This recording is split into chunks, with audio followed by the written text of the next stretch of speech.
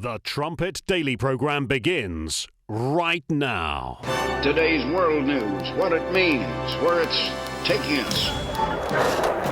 I bring you the one and only possible message of world peace. This is a message of hope, tremendous hope. And he said unto me, you must prophesy again.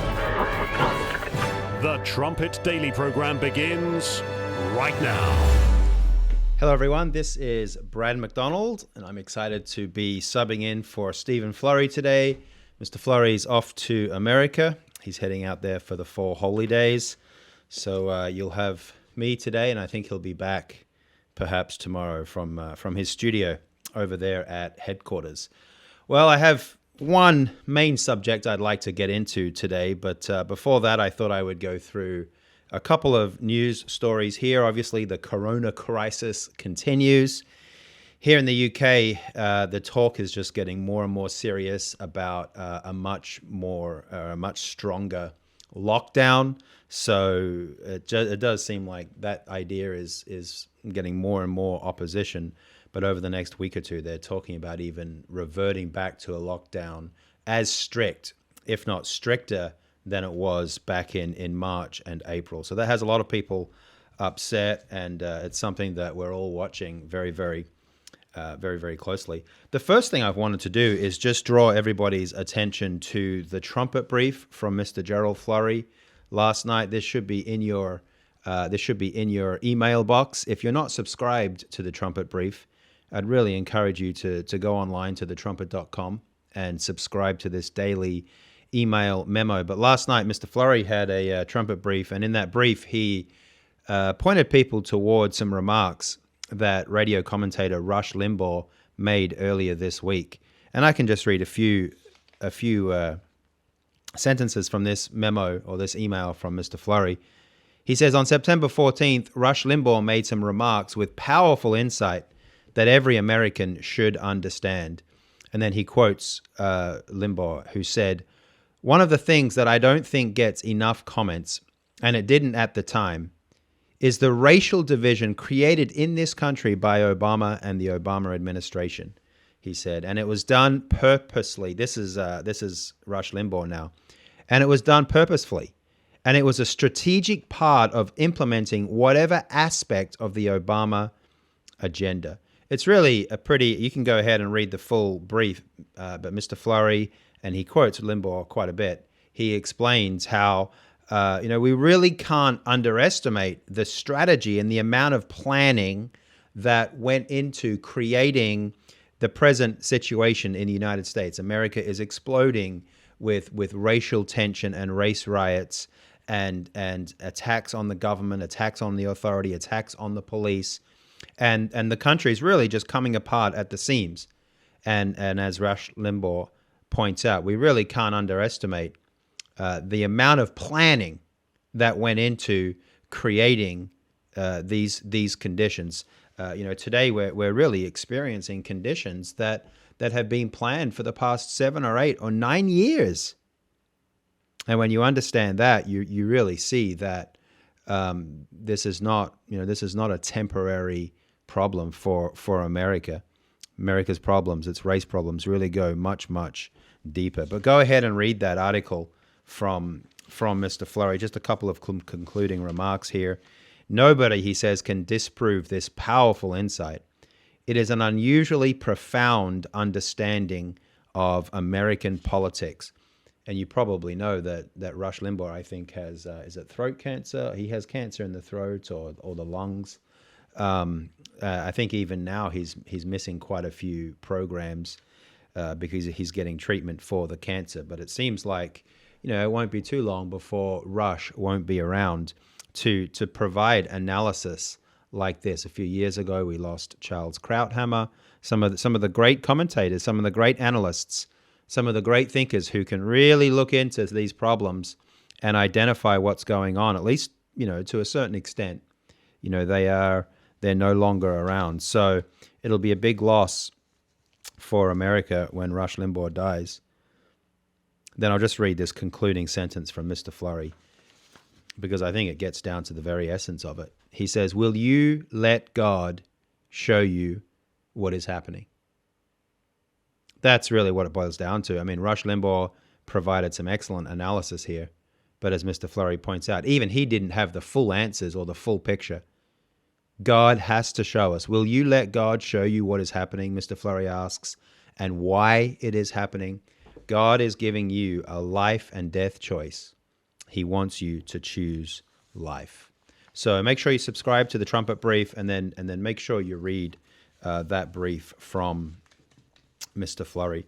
The other topic I wanted to draw your attention to here at the beginning was a recent survey showing just a shocking ignorance of the Holocaust. The survey was performed by the Conference on Material Jewish Claims Against Germany. It's called the U.S. Millennial Holocaust Knowledge and Awareness Survey. So this was a huge survey performed across all 50 states in America. There are 11,000 people, or more than 11,000 people were interviewed, and all of these people were between the ages of 18 and 39. So millennials, and I think they're called Generation Zers or Generation Z. But these weren't children. These weren't high school students. These were grown adults, many of whom had undoubtedly gone to university. And the results from this survey really are shocking and pretty tragic. Here are just a few quotes from the Claims Conference website. Nationally, there is a clear lack of awareness of key historical facts. 63% of all national survey respondents do not know that 6 million Jews were murdered. And 36%, more than one-third, thought that 2 million or fewer Jews were killed during the Holocaust. Additionally, although there were more than 40,000 camps and ghettos in Europe during the Holocaust, 48% of national survey respondents cannot name a single one. So I mean, I don't think most of us can name just, dozens of the prisoner of war camps in Nazi Germany. But I mean, most of us, if we've read any history, if we've seen Schindler's List or any World War II movie, maybe, we'll be aware of Dachau, or we'll be aware of Auschwitz. But almost 50% of Americans between the age of 18 and 39 cannot name a single prisoner of war camp in Nazi Germany.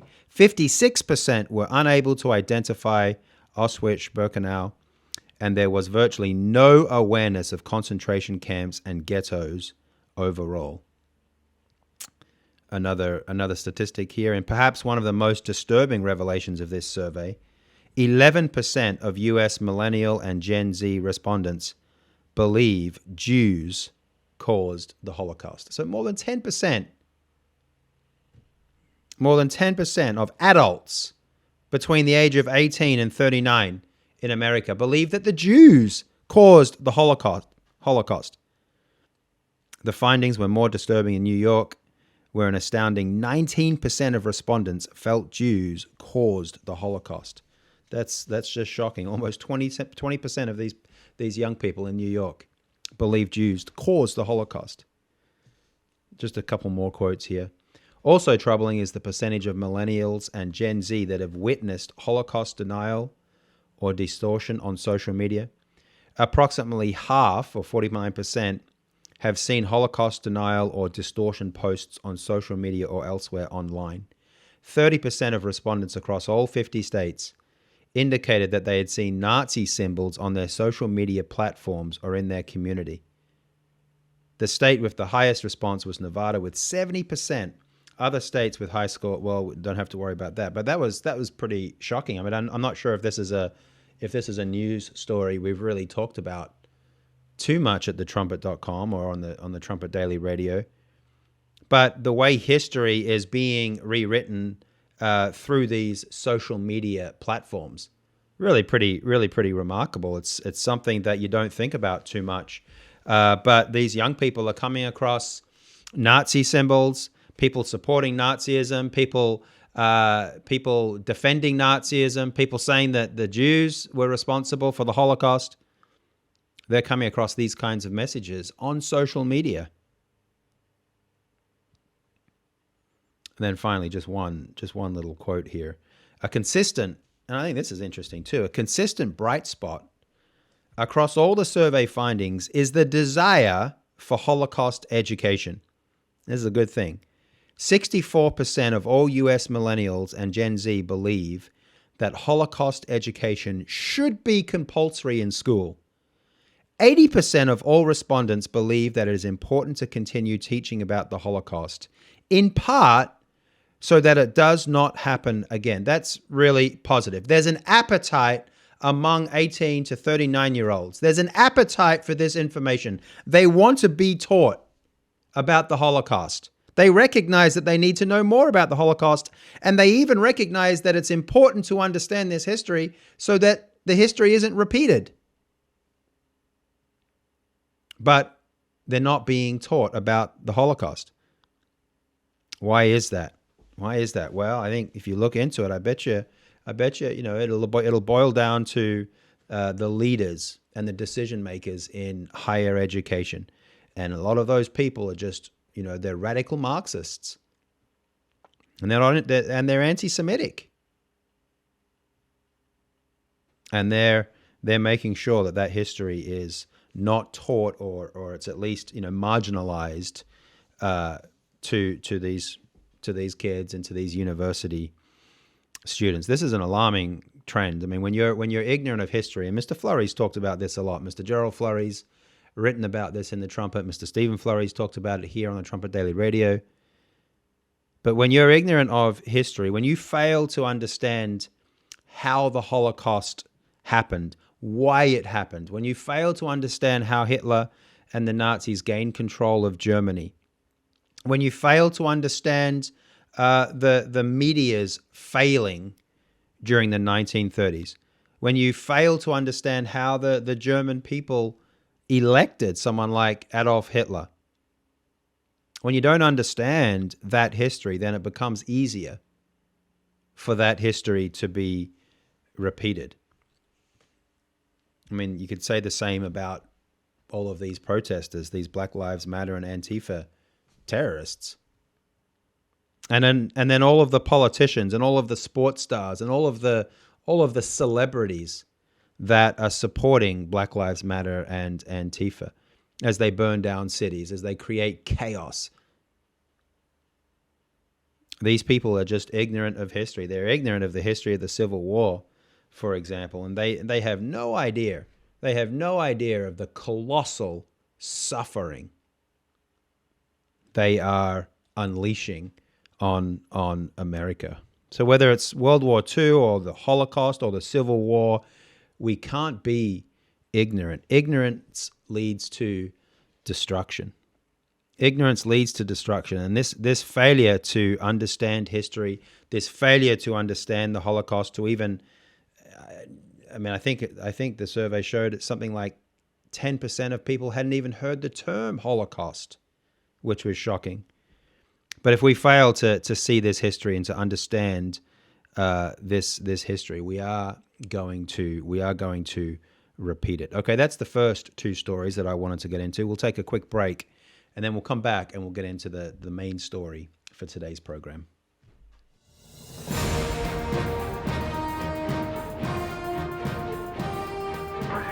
This is KPCG FM, and this is the Trumpet Daily. The Armstrong College Bible Correspondence Course is a distance learning program that makes the Bible clear and understandable.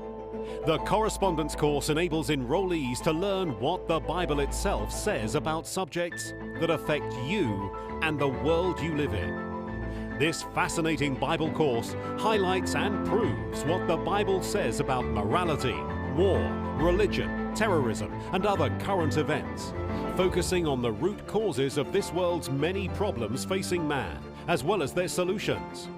The Bible and this course also focuses on the reason mankind was created in the first place, the way to happiness, accomplishment, and fulfillment, as well as the truth behind important doctrinal questions, such as what happens after we die, the nature of God, the resurrection, the millennium, and other critical subjects.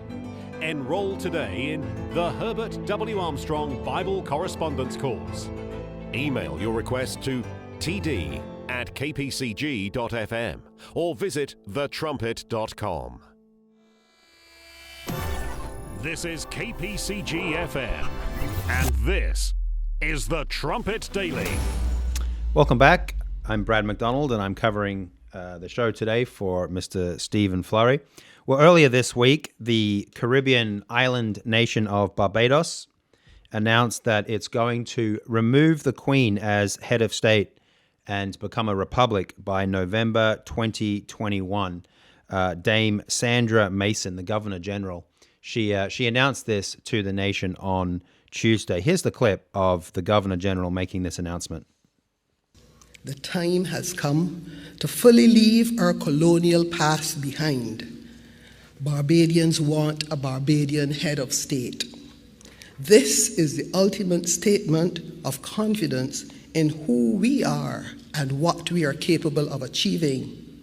Hence, Barbados will take the next logical step towards full sovereignty and become a republic by the time we celebrate our 55th anniversary of independence. So this didn't receive too much attention in the news. I guess Barbados isn't a huge nation, and people probably don't think too much these days about a country declaring sovereignty. It's not a big deal to a lot of people that they want to get rid of Queen Elizabeth as the head of the state. But it really is a pretty major development, and more than anything, I think it reveals a trend that we're seeing, and it absolutely is part of a key prophecy that we're seeing unfold in this world. That prophecy in 2 Kings 14, that prophecy that talks about the movement that's afoot, inspired by the devil, to destroy the name Israel. That's what this announcement is connected to. Barbados became independent in 1966, but since then it's been part of the British Commonwealth, and the Queen has been its head of state. Of course, before 1966, Barbados was under British rule. It had been since, I think, the early 17th century. It was one of England's primary West Indies colonies. During the 17 and 1800s, it produced an enormous amount of sugar for England, and as I said, it was one of England's most crucial colonies. But they want to remove the Queen now as the head of state. This is the first time a Commonwealth nation has come out and removed the Queen as the head of state since 1992. Mauritius, the little nation of Mauritius. Where is Mauritius, Sam? Is that off the coast of Africa or in the Pacific? We think it's Africa. I should have checked that. But Mauritius left the Commonwealth in 1992 and got rid of the Queen as head of state, and now Barbados is doing the same. And just researching this story this morning, it really seems that it's inevitable that more Commonwealth countries are about to do the same thing and follow the example of Barbados. I guess more than anything, this decision is symbolic. Barbados was self-governing and independent already, but it is symbolic. It is important. It's entirely unsurprising given the times that we live in and the trends that we see unfolding. When you look at this world, there's just an attack on tradition. There's an attack on monarchy. There's an attack on certainly empire and colonialism. So it's no surprise that we would see Barbados and undoubtedly other nations trying to get rid of, or actually getting rid of, the Queen as head of state. But listening to the Governor General's remarks there, and then just researching this morning, I was surprised by two or three things. First of all, I was a little surprised by the lack of gratitude and recognition that the Governor General had for Britain and for the Queen. there was just, to be honest, it just wasn't a very gracious announcement. There's no doubt that Britain's history on the island of Barbados is pretty checkered. This island was a key part of Britain's slave trade back in the 1700s. But there's also an enormous amount of positive history. First of all, Britain was the first nation to eradicate slavery, and Barbados was one of the first places where Britain started to get rid of slavery around 1806. And it experienced the benefits of the British Empire's crusade to remove slavery. But beyond that, the British Empire, I mean, it practically built this island. A lot of the infrastructure, the roads, the political infrastructure, the education system, the economy, and all the different parts of the economy, a lot of that was established by Britain, and thanks to its relationship with Britain. I mean, Britain has invested millions, hundreds of millions of dollars in this little island nation. And there was no recognition of that. There was no appreciation of that. There was no, our time with Britain has been invaluable. We appreciate all of the investments that have taken place, but we feel it's time to move on. There was none of that. Just no gratitude. The other observation I made was just, it was sad to see the response from Britain's government. And I wasn't even able to find a response from the monarchy, from Buckingham Palace. But the official response from Downing Street really was very, very sad. Just total apathy and indifference. A spokesman for Downing Street said it was the decision for Barbados and the government there, but that Britain would continue to, quote, enjoy a partnership with the Caribbean island nation as members of the Commonwealth. He said, we obviously have a shared history and remain united with Barbados in terms of history, culture, and language, and we will continue to have and enjoy a partnership with them. But just researching this article, looking at this story, I couldn't find a single person or a single article, and maybe I just didn't look hard enough, but I couldn't find a single person or article opposing this announcement. A single person or a single article defending the Queen or the British Commonwealth. Now, we would expect, the woke people to obviously support Barbados's decision here because, well, this decision, it goes against the monarchy. It marginalizes the monarchy. It marginalizes the British Commonwealth. But even among the non-woke, even among people who still value tradition and people who would maybe defend the Commonwealth or defend the Queen or like the monarchy, there was just a lot of indifference, a lot of apathy. And this is pretty sad. You don't have to attack the monarchy or the empire to destroy it. You don't have to be actively, working against it like many, many people are to be part of the movement to destroy the monarchy or the empire. You can destroy it through just apathy and indifference. We've seen this. We've seen this in the history of the Church of God. Mr. Flurry's written about this quite extensively in literature. There is a group of people who actively try to destroy God's work and destroy God's government and destroy the office of Mr. Armstrong. But then there were a lot of people too who were just apathetic and indifferent to the changes, to the attacks that were made. And, because of their apathy, because of their indifference, the forces of hate, the forces of evil were able to thrive. And that's really what we're seeing around this world, particularly when it comes to, the institution of the monarchy and the British Empire. A lot of people, particularly here in Britain, a lot of people, wouldn't agree with the radical leftists when they attack the empire and all of their hatred for the monarchy. They wouldn't agree with that.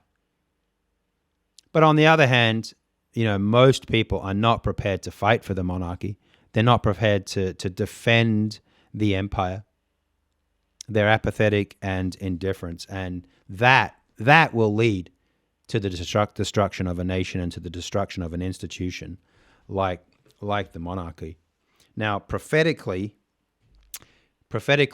this decision, Barbados, is also significant because, as I mentioned earlier, it's really about the dissolution of the British Empire.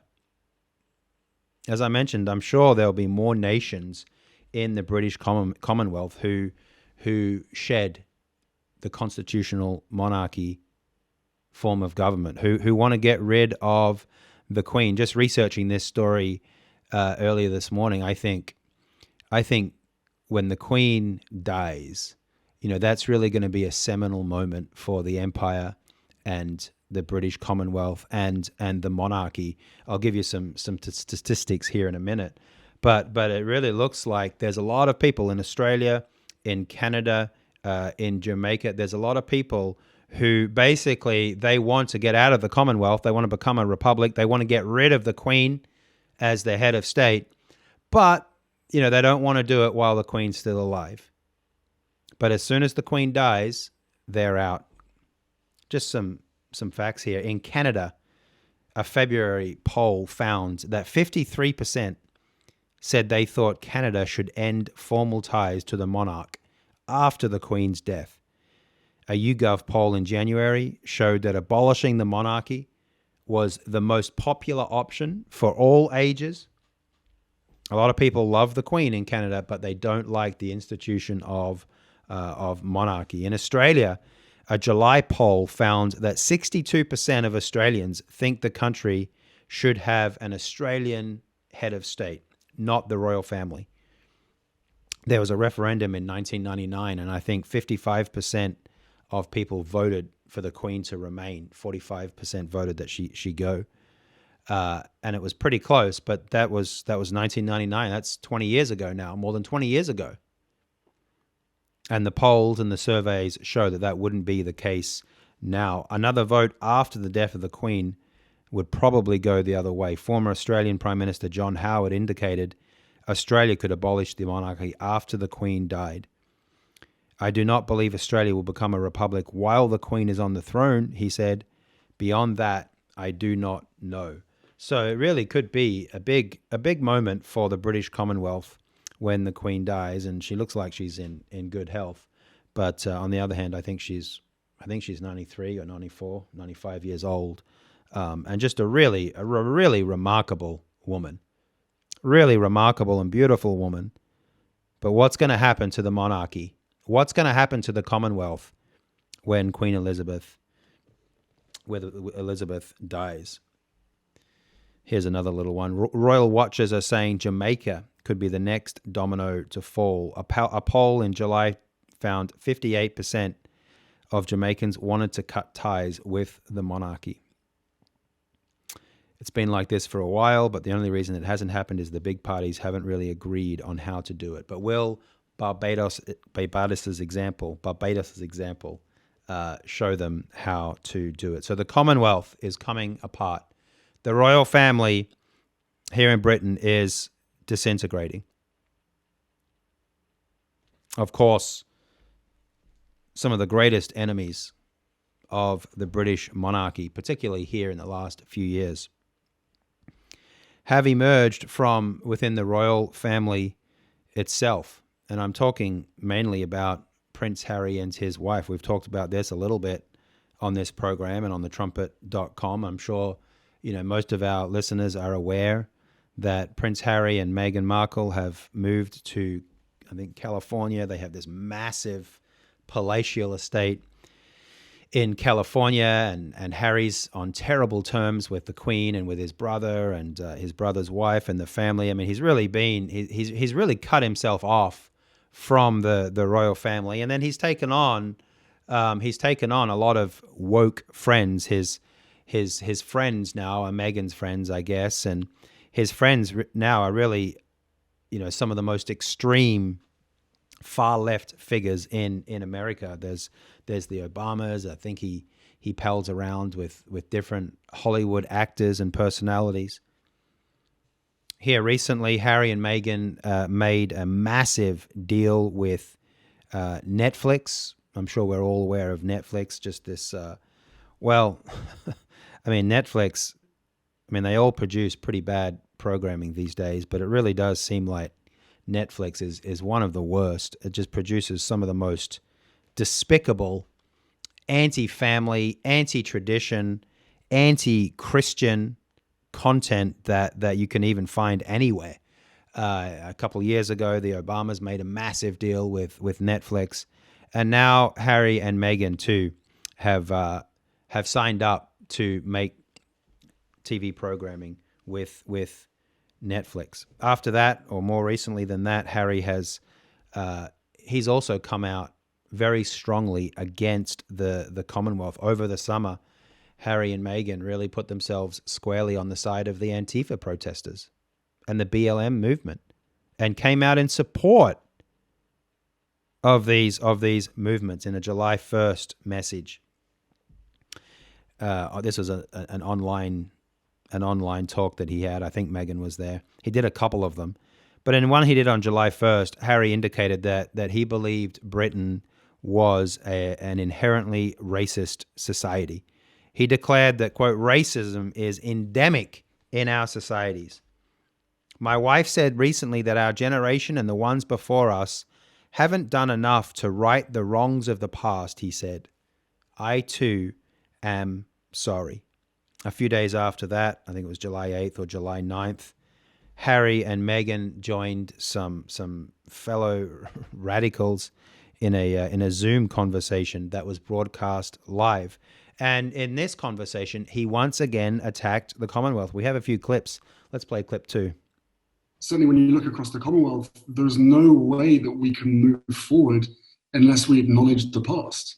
And I think so many people have done such an amazing, incredible job of acknowledging the past and trying to right those wrongs. But I think we all acknowledge on here that there is so much more still to do. It's not going to be easy, and in some cases it's not going to be comfortable, but it needs to be done because guess what? Everybody benefits. So I think there's a lot that we together need to acknowledge, but I only see hope and optimism. Well, I think Prince Harry sees things that a lot of people don't see. If he sees only hope and optimism in discarding the history of the Commonwealth and then embracing movements like Black Lives Matter and Antifa, there's no hope and optimism in Antifa. Where's the hope and optimism on the streets of Portland? You have to have pretty special insight to see hope and optimism on the streets of Portland and Seattle and Chicago and Kenosha and New York. I don't know where that hope and optimism is that Harry sees in this global movement to promote Antifa and BLM. And again, just remember too that Prince Harry here, he wasn't talking about the British Empire. He was talking about the British Commonwealth. And the British Commonwealth it's a free association of democratic nations. I think there's about 54 or 56 of them. All of them they can leave at any time. The Secretary General of the Commonwealth is a black woman, and it really hasn't received any negative press whatsoever. But Harry and Meghan come out and they're even attacking the British Commonwealth. And as I just mentioned, even Meghan went after the British Commonwealth. Here's what she said in that same conversation. We have to, in this moment in time, say, we're going to have to be a little uncomfortable right now, because it's only in pushing through that discomfort that we get to the other side of this and find the place, as you're pointing out, where a high tide raises all ships. Equality does not put anyone on the back foot. It puts us all on the same footing. When you really listen to these words, it's really pretty chilling. We all have to be uncomfortable.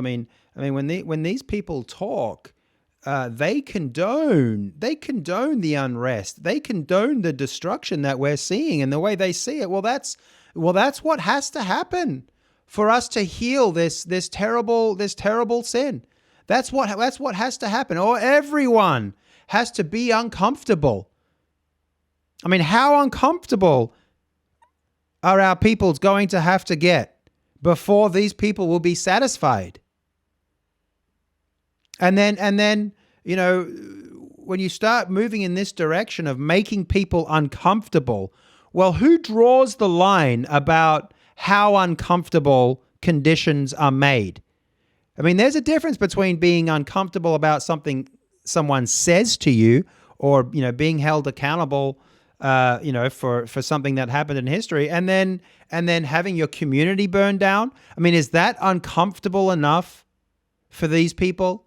Or does an entire city need to be burnt down? Is that going to be enough discomfort for us before we move past this? I mean, these are chilling words, and it's a chilling mentality that these people are sharing and promoting in this discussion. The Queen's grandson, the grandson of the Queen of England. He didn't just condone the British Commonwealth. He enthusiastically endorsed Black Lives Matter. Here's the clip. For the first time ever, thanks to the Black Lives Matter movement, that doesn't have a single address, doesn't have a single leader. It is a movement that is swept across the world, that finally everybody who knows and recognizes the wrong in this for years and years, decades, hundreds of years gone by, that this is the moment when people are starting to be listened to.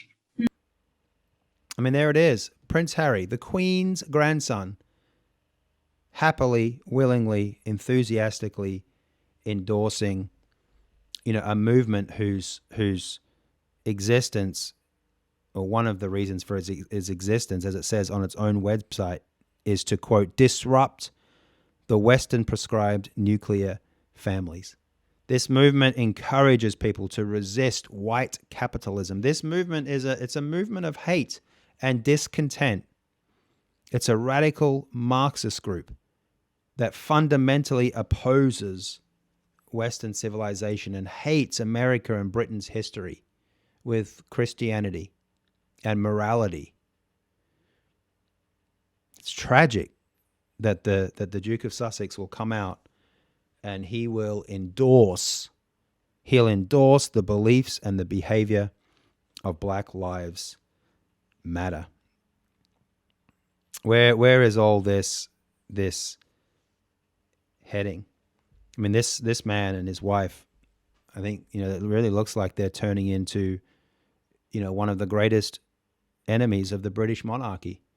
The Queen's own grandson is turning against her, and they have this, you know, $100 to $150 million deal with Netflix, and him and his wife now are going to be producing all this new content. I mean, imagine the damage that Prince Harry could do. I mean, he knows the Queen. He's probably, you know, one of the people that's has been in her inner circle all of his life. He knows the Queen. He knows the family. He knows Buckingham Palace and Kensington. I mean, what if he took some of that information and turned it into a documentary for Netflix or something like that? I mean, it just wouldn't be surprising at all. And maybe again, he'll wait till his grandmother dies out of respect for his grandmother. But then if the Queen dies, I mean, would it really be surprising to see Harry and Meghan get together and you know, we have this new movie or documentary where he just slanders the monarchy? I don't know, but it does seem like he's operating at least in that spirit. I just want to have a quote here. This is from James Dellingpole. He wrote this earlier this month, September 6th, about Prince Harry. The title of this article is "Prince Harry is Britain's Most Toxic Export Since Piers Morgan." I guess James Dellingpole and Piers Morgan must have a little competition going on. But Dellingpole writes, the Duke and Duchess of Sussex, the Duke and Duchess of Sussex, the international embarrassments formerly known as Prince Harry and Princess Meghan, have signed a Netflix production deal worth a rumored 100 to 150 million. But not a cent of this money will be spent on anything any of us would dream of watching. As you can tell from the couple's ominous statement on the kind of programming they intend to create. This is what they said. Through our work with diverse communities and their environments to shining a light on people and causes around the world, our focus will be on creating content that informs but also gives hope. Back to James Dalrymple. I hope they didn't pay anyone to write this execrable subliterate bilge, but I don't think they did. I reckon that drivel came straight out. Well, that gets a bit personal. I won't read that. But a little further down, talking about the content that he expects Harry and Meghan to produce, it will be pure woke propaganda. And because it will be pure woke propaganda, any hope it gives will be entirely illusory. There is nothing hope-inducing about woke because it is an ideology fundamentally opposed to the very things most of us consider to be what make life worth living and our civilization civilized. Sure, Harry and Meghan aren't actually on the streets of Portland chucking Molotov cocktails at police and assassinating people they claim to be Nazis, but they sure share and promote the same cry-bully victimhood politics of those who are. The reason the radical left is out of control and itching for civil war is because for years it has been brainwashed by Hollywood movies, by their teachers, by their college professors, by the latest agitprop bestsellers into believing that America is a racist construct, that capitalism is wrong, that Western civilization is something of which we should be ashamed, and that cleansing revolution is now the only solution. Harry and Meghan, not that they weren't already to a degree, have now become fully paid up members of that woke propaganda industry. It's time they were held to account for it. I mean, he's absolutely right. They're right there in the middle of Hollywood, surrounded by, all of these woke Hollywood actors and the Obamas. They're right at the center of it. And now they have a big deal with Netflix, one of the most influential, streaming platforms online. The concluding line to this article is pretty sobering.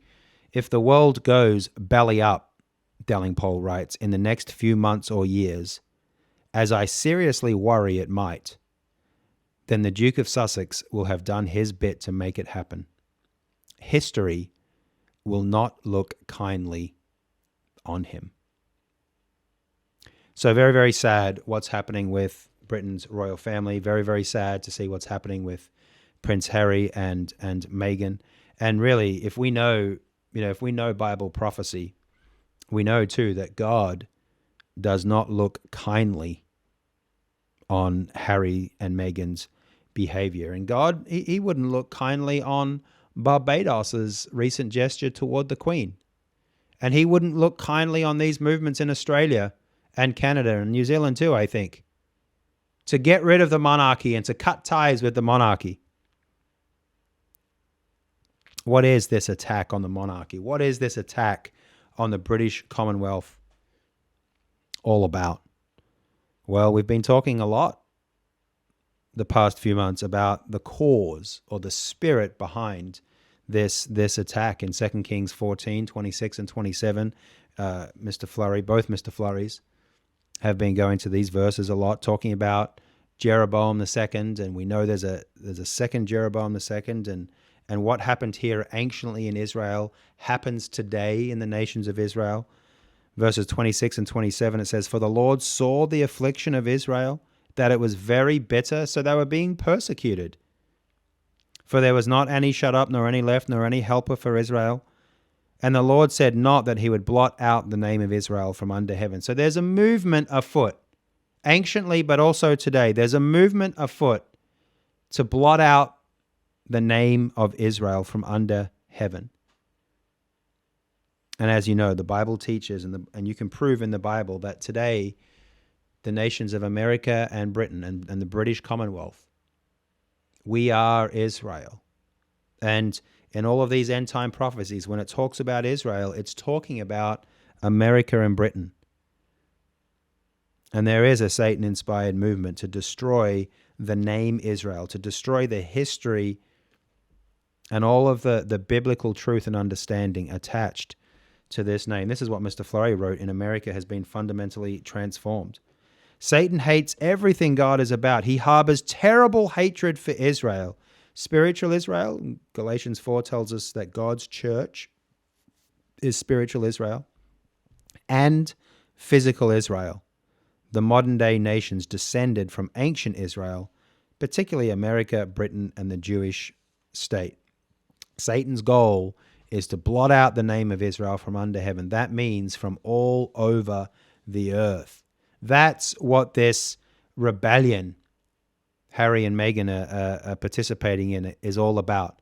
That's what this rebellion against the monarchy is all about. That's what the now routine attacks on the British Empire and Britain's colonial past are all about. That's what the rejection of the Queen by Barbados and undoubtedly others is all about.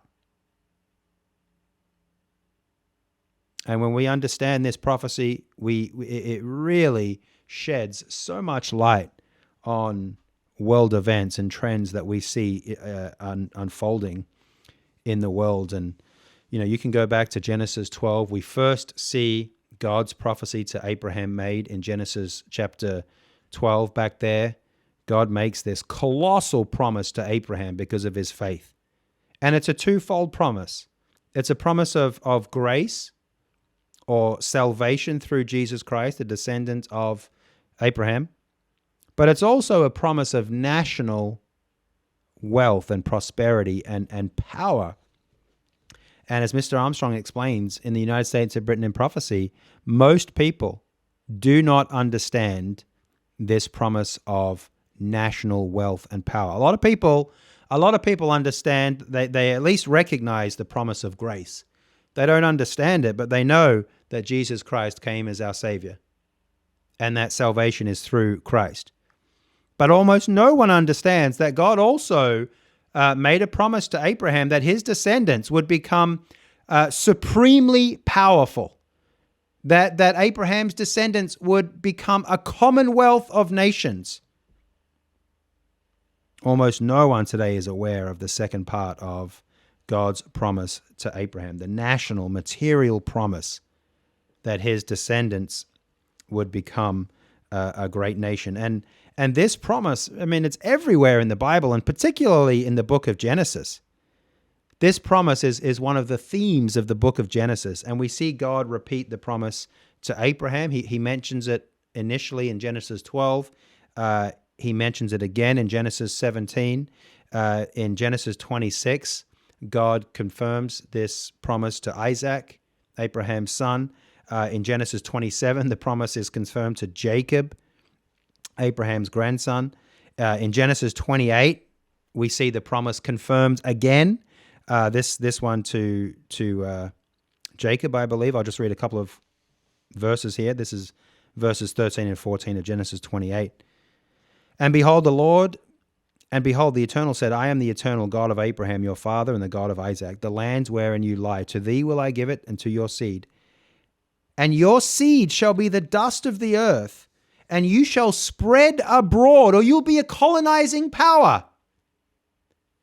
You shall spread abroad to the west and to the east and to the north and to the south. Again, this indicates that when this promise to Abraham is fulfilled, the specific descendants, and it's Ephraim and Manasseh, as you'll see if you read United States and Britain in prophecy, they'd be colonizing powers. Again, in Genesis 35, we see this promise again. And God, this is in Genesis 35:10, we see God change Jacob's name to Israel.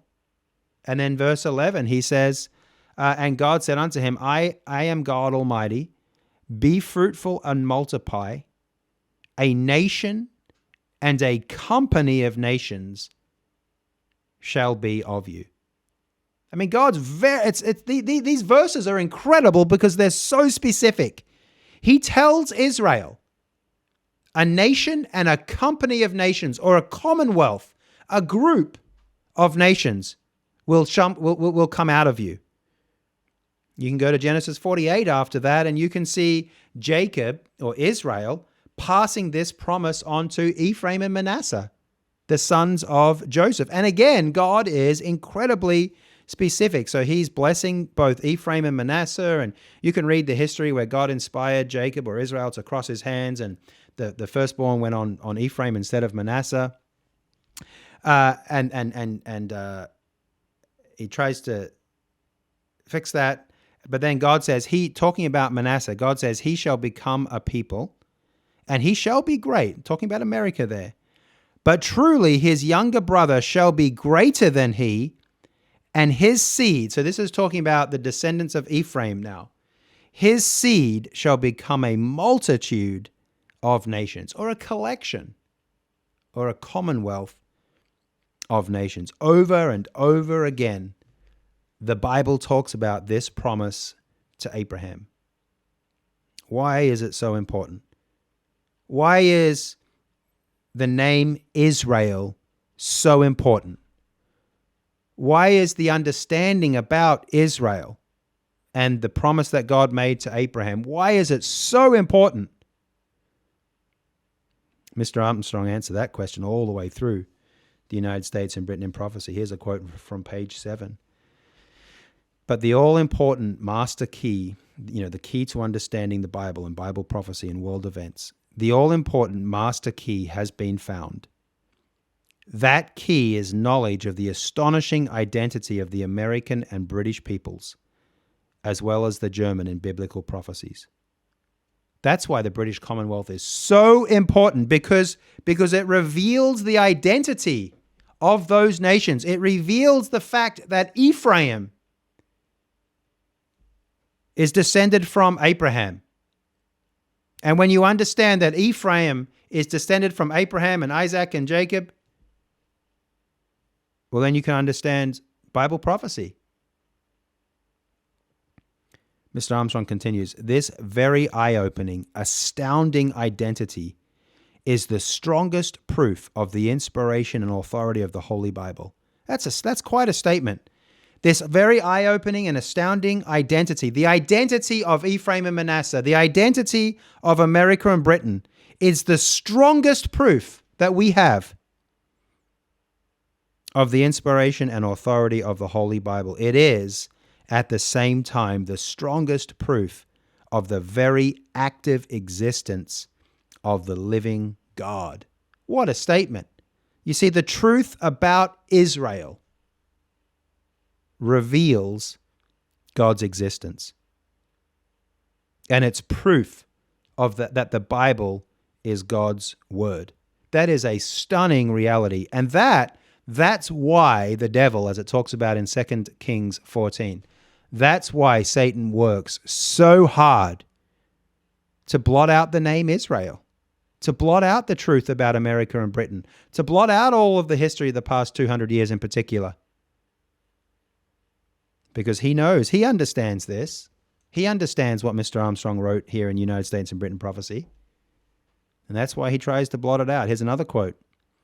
This is on page 109. The most remarkable fulfillment of biblical prophecy in modern times was the sudden sprouting forth of the two mightiest world powers. One, a commonwealth of nations forming the greatest world empire of all time. The other, the wealthiest, most powerful nation on earth today. These birthright peoples came with incredible suddenness into possession of more than 2/3 of the cultivated wealth and resources of the whole world. This sensational spurt from virtual obscurity in such a short time gives incontrovertible proof of divine inspiration. Never in all history did anything like it occur. This is why the history of Britain and America are so special to us. It's not ultimately because of the physical wealth and prosperity. It's certainly not because of any racial superiority or anything like that. The history of these nations is so special and so important, and these nations are exceptional because of what God promised to Abraham, and because they inherited the promise that God made to Abraham, and ultimately because the history of these nations and the existence of these nations and the existence of the British Commonwealth and the existence of Britain's monarchy, they prove God's existence. They prove that the Bible is God's word. They introduce us to God's mind and God's plan. It's awesome. But that's why we see so much hatred, and that's why we see so many attacks on the royal family and on the monarchy and on the British Commonwealth and the British Empire and on colonialism and on America's, special history. It's all as we've been saying, as Mr. Fleury, first began saying 2, 3, 4 years ago, and then we've just been coming along explaining it behind him. It's all about Satan the devil trying to destroy Israel, and the way Israel and the truth about Israel proves God's existence and proves God's love for humanity. Well, I had another section in my notes, but I guess we're not going to get there. Maybe if I give the program again, I can come back to those. Thanks for listening, and have a terrific day.